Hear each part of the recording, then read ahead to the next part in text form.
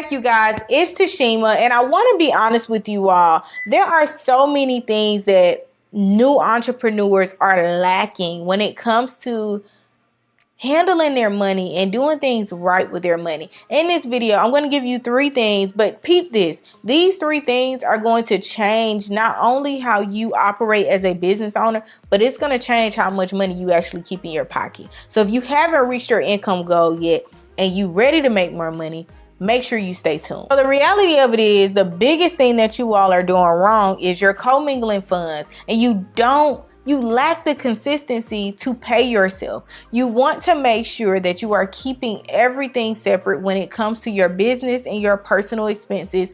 And on top of that, you have to pay yourself. You have to consistently pay yourself so that you're not dibbing and dabbing into your business account. The moment you change that, I guarantee you, instead of you actually seeing zeros in your bank, instead of you seeing like no money in your bank account, you will start to see a number in some zeros followed behind it. So you want to make sure that you are consistently paying yourself and not commingling and dipping into your business account, because that hurts you the most, and it is the one thing that's keeping you from actually seeing your money.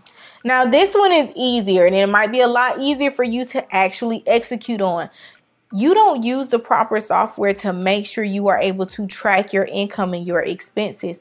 Go and invest in a QuickBooks account. I always recommend QuickBooks, 1, because it's inexpensive, but 2, it is extremely user friendly.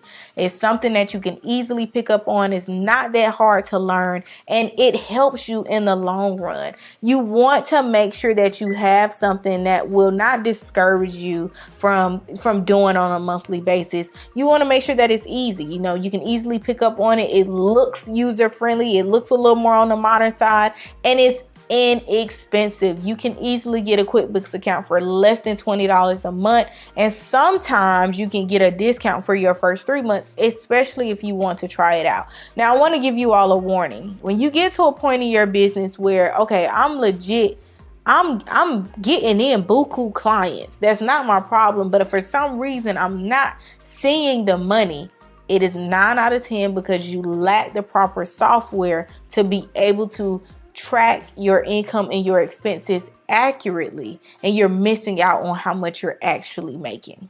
Now, this one kind of goes directly with the previous one. You lack the knowledge of the proper financial reports, or the type of financial reports you need to be looking at. There are 3 financial reports I recommend all small business owners get familiar with. Your profit and loss statement, which is basically everything that's going to give you from your income to your expenses, and then your bottom line. A balance sheet, which is going to give you, okay, what kind of debt do I have? What kind of assets do I have? What is my equity? What is my ownership in the company looking like? And then lastly, a cash flow statement, which is basically going to tell you how you're getting most of your income. Is it coming from operating? Is it coming because you're investing? Is it coming from equipment? Things of that nature. You want to understand all 3 of these reports. Starting out, that is a lot. I understand. I highly recommend you at least start with a profit and loss statement. But as you grow, as you get more familiar with tracking and your financial reports, please look more into your balance sheet. Look more into your cash flow analysis, because eventually you're going to want someone to invest in your business. Or to take it a step further, you're going to want someone to purchase your business. They are going to want to see your balance sheet. They're going to want to see your cash flow analysis. Those are 2 important, when you start to grow, those are 2 important financial reports that you really need to familiarize yourself with. Starting out, I think it's completely okay for you to just understand your profit and loss, but you not understanding your profit and loss is hurting you.